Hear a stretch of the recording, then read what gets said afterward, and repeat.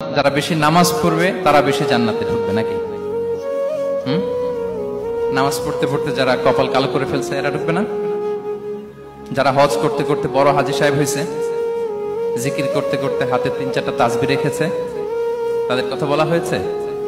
এগুলো নিঃসন্দেহে অনেক বড় আমল, কিন্তু সবচাইতে বেশি জান্নাতে প্রবেশ করাবে যে আমল, বিষ্ণু বললেন, এক হচ্ছে আল্লাহর ভয়, আরেক হচ্ছে সর্বোত্তম আচরণ।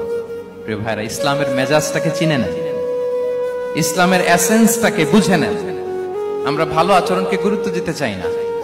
অনেক নামাজি লোক দেখবেন নামাজ পড়তে পড়তে কপালে কালো দাগ ফেলে দিছে, বাসায় বউয়ের সাথে খারাপ আচরণ করে, খিটখিটে মেজাজের, প্রতিবেশীর সাথে শুধু ঝগড়া, কলিগদের সাথে ঝগড়া, মারামারি, দুঃসম্পর্ক, এরকম আছে না? নাই বলেন, আছে না? কিন্তু নামাজি, অনেক বড় হাজি, একদিনও কোরআন তেলাওয়াত মিস হয় না, তো এত ইবাদত করেও সে ইসলামের আসল এসেন্সটাকে ধরতে পারেনি।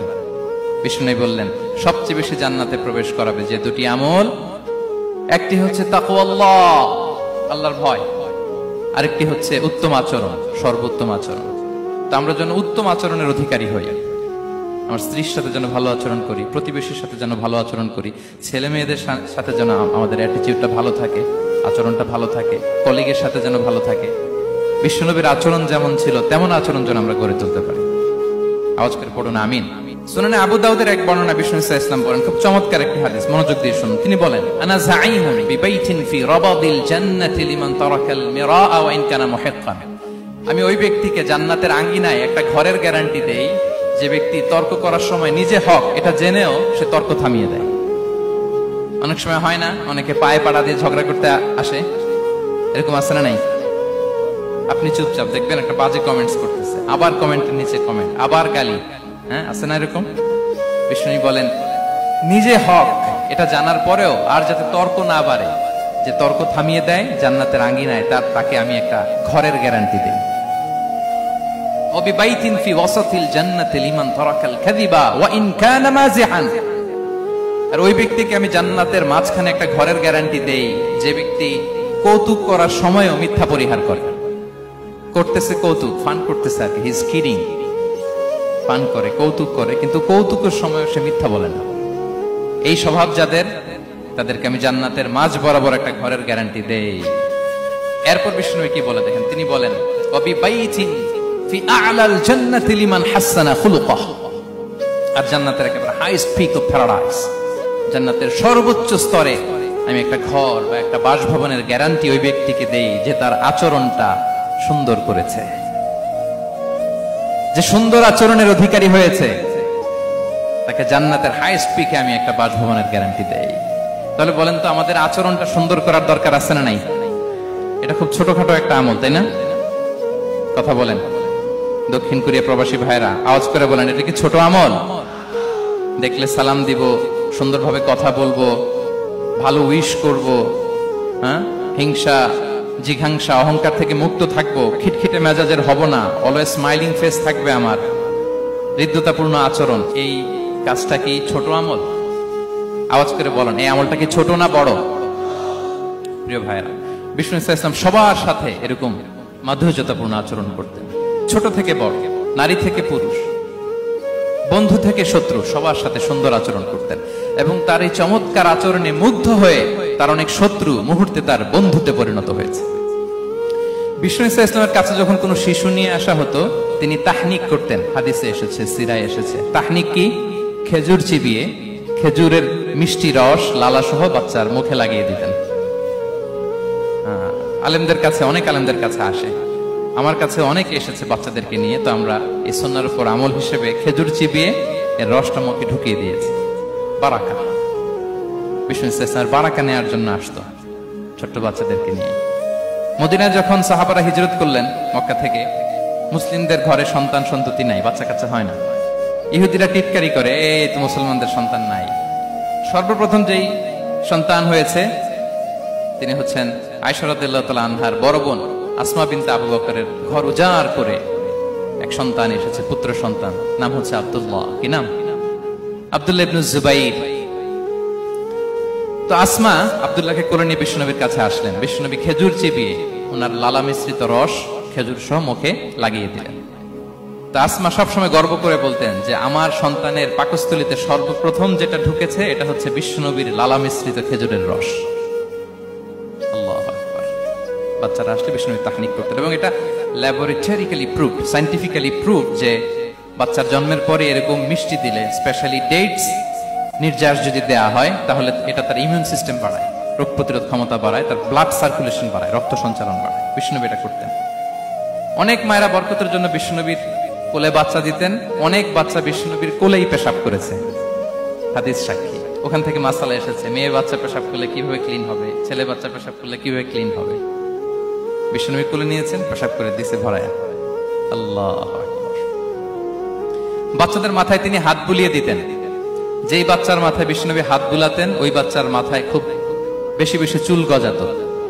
সুবহানাল্লাহ পড়বেন না? এক ভণ্ড, সেও ছিল নবী দাবিদার, মুসাইলামাতুল কাদ্দাব।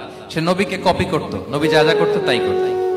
তো সেও তার এলাকায় অনেক বাচ্চাদের মাথায় হাত বুলাই দিতে শুরু করলো, যে মোহাম্মদ বাচ্চার মাথায় হাত বুলালে বাচ্চার মাথায় চুল বড় হয়, আমিও তাই করব। সে বলতো আমিও নবী। সে বলতো নবু আনি শুনলি ওয়ানি শুনলাকে মোহাম্মদ, হে মোহাম্মদ, নবু তোমার অর্ধেক আমার অর্ধেক। কি মামুর বাড়ির আবদার দেখছেন? বলে আমারটা আমাকে বুঝিয়ে দাও। তো নবীকে কপি করতো। বিশ্বনবী কুয়ার মধ্যে লোনা পানির কুয়ায় থুতু ফেললে মুহূর্তে লোনা পানির কুয়া মিঠা পানির কুয়ায় পরিণত হতো। এই বদমাসটা যখন কপি করে থুতু মারছে ওদের এলাকার কুয়ায়, ওটা ছিল মিঠা পানি, ওটা মুহূর্তের মধ্যে লোনা পানির কুয়া হয়ে গেছে। তো বিশ্বনবীকে কপি করে সে তার এলাকার নবজাতক বাচ্চাদের মাথায় যখন হাত বুলিয়ে দিতে শুরু করলো, পরবর্তীতে দেখা গেল ওই বাচ্চাগুলো আজীবন ছিল টাক মাথা। চুল বাড়বে তো দূরের কথা, এদের মাথায় চুলই ওঠে নাই। আল্লাহু আকবার। মুজিজাতুন নবী। বিষ্ণু মাথায় হাত বুলিয়ে দিতেন, বাচ্চাদেরকে চুমু খেতেন। আপনারা বাচ্চাদেরকে কোলে নেবেন, আদর করবেন, চুমু খাবেন, বিষ্ণুর সুন্নাহ এটা। বাচ্চাদের সালাম দিতেন। মাঝে মাঝে বাচ্চাদের সাথে মজা করতেন, তাদের সাথে খেলাধুলা করতেন। বাসায় সময় পেলে এটা করবেন, ছেলে মেয়েদেরকে নিয়ে খেলতে নেমে যাবেন। শুধু বাচ্চাদের সাথে ফান করতেন এমন না, ভুল দেখলে শুধরে দিতেন। এক ছোট্ট বাচ্চা কোলে বসে খাবারের প্লেট থেকে এখান থেকে ধরে ওখান থেকে ধরে, তাও বাঁ হাতে। বিষ্ণু বললেন, ইয়া গোলাম সাম্মিল্লাহ, বিসমিল্লাহ বলো। কুলবি ইয়ামিনি, বা হাতে নয় ডান হাতে খাও। ওয়া কুল মিম্মা ইয়ালিক, আর এদিক সেদিক থেকে নয়, তোমার সামনে যেটা আছে ওইটা খাও। সুবহানাল্লাহ। শুধরে দিতেন। সাদাকার খেজুরের স্তূপ ছিল, যাকাতের খেজুর। হাসান রাদিয়াল্লাহু তাআলা আনহু, বিষ্ণু ইসলামের দহিত্র, ছোট্ট মানুষ, হাঁটতে হাঁটতে যে খেজুরের স্তূপের দিকে খেজুর নিয়ে খেলতে যায়, হঠাৎ একটা খেজুর খেতে আরম্ভ করলেন। বিষ্ণু বললেন, কিখ কিখ, থামো থামো, ওয়াক থু থু। আমরা যে বাংলা ওয়াক থু বলি, এটার আরবি হচ্ছে কিখ। মানে এই নানা ভাই রাখো রাখো রাখো। আলা তাআলাম ইন্না লা নাকুলুস সাদাকা, নানা ভাই তুমি জানো না আমরা হাশিমি খানদানের, আমরা সাদাকার মাল খেতে পারি না। আঙ্গুল ঢুকিয়ে মুখ থেকে খেজুর বের করে দিলেন। সুবহানাল্লাহ। এভাবে ছোট্ট বাচ্চাদের ভুলগুলো শুধরে দিতেন, কারেকশন করতেন। সুনানে নাসাইতে এসছে, কেন রাসূলুল্লাহ সাল্লাল্লাহু আলাইহি ওয়াসাল্লাম ইয়াজুরুল আনসার, তিনি যখন আনসারীদেরকে ভিজিট করতে যেতেন, ফায়ুসাল্লিমু আলা সিবিয়ানিহি, আনসারী বাচ্চাদেরকে সালাম দিতেন। আপনারা বাচ্চাদের সালাম দেন তো নাকি? নাকি বাচ্চাদের সালামের জন্য বসে থাকেন? অনেকে মনে করে যে আমি মুরব্বী হাজী সাহেব, 80 বছর বয়স, আমি তো শুধু সালাম পাবো, আমি দিব কেন? এরকম একটা ভুল ধারণা আছে না? সালাম শুধু ছোটরা দিবে, ব্যাপারটা কি এমন না? ছোটরা বড়দের দিবে, বড়রা ছোটদের দিবে, সবাই সবাইকে দিবে, ঠিক কিনা বলেন? ইনশাআল্লাহ বলেন সবাই। ওয়ায়ামসাহু বিরুসিহিম, বাচ্চাদের মাথায় হাত বুলিয়ে দিতেন। ওয়ায়াদউ লাহুম, তাদের জন্য দোয়া করতেন। তাহলে বিশ্বনবীর বাচ্চাদের সাথে আচরণ, ডিলিংস, ইন্টারঅ্যাকশন কেমন ছিল বুঝতে পেরেছেন? একবার এক নামাজে ওনার নাতিদেরকে নিয়ে হাজির হলেন, হাসান হুসাইন রাদিয়াল্লাহু আনহুমাকে নিয়ে। তো নামাজের এক সিজদায় বিশ্বনবী এমন লম্বা সময় সিজদায় পড়ে রইলেন, মাথার উঠান না। মুসল্লিরা তো অবাক, সাহাবারা ভাবলেন হায় রে, নবীজি অসুস্থ হয়ে গেলেন নাকি, অথবা ওহী নাজিল হলো নাকি। নামাজ শেষে সাহাবারা জিজ্ঞেস করলেন, ইয়া রাসূলুল্লাহ, আপনি কি অসুস্থ হয়েছেন নাকি ওহী নাজিল হচ্ছিল? এত লম্বা সিজদা দিতে তো কখন দেখি নাই। বিশ্বনবী বললেন, না না, কুল্লুন যালিকা লাম ইয়াকুন, কোনটাই না, বরং ওয়ালাকিন নাবনি ইরতাহালানি, আমার নানা ভাই হাসান হুসাইন সিজদারত অবস্থায় আমার পিঠের উপরে উঠে বসেছিল। ফাকারিহতু আন উআজ্জিলাহু হাত্তা ইয়াকদিয়া হাজাতা, আমি উঠে গেলে তাদের ডিস্টার্ব হবে, এজন্য সিজদায় পড়েছিলাম। যতক্ষণ তাদের পিঠে উঠে খেলতে মনে চেয়েছে তারা খেলেছে, তারা নেমেছে, তারপরে সিজদা থেকে মাথা